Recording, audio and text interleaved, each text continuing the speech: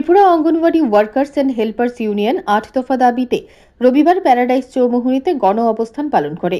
এই গণ অবস্থান থেকে তারা দাবি তুলে সকল অঙ্গনওয়াড়ি কর্মী সহায়িকাদের নিয়মিত করতে হবে। কর্মীকে ৪১,০০০ টাকা ও সহায়িকাদের ৩৫,০০০ টাকা ন্যূনতম মজুরি দিতে হবে। কর্মী সহায়িকাদের গ্র্যাচুইটি ও পেনশন দিতে হবে। রাজ্যের অঙ্গনওয়াড়ি কেন্দ্রগুলো বন্ধ করা যাবে না। শিশুদের স্বাস্থ্য শিক্ষা সহ সমস্ত কর্মসূচি অঙ্গনওয়াড়ি কেন্দ্রের মাধ্যমে চালাতে হবে। এফআরএস বাধ্যতামূলক করা যাবে না।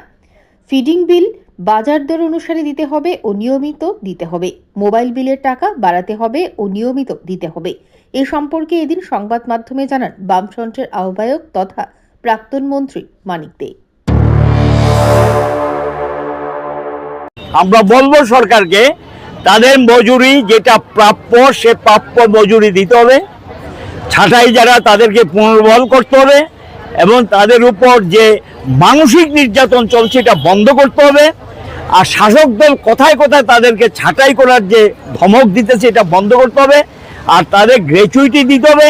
তাদের পেনশনটা যেটা এটা মিনিমাম ৯,০০০ টাকা করতে হবে।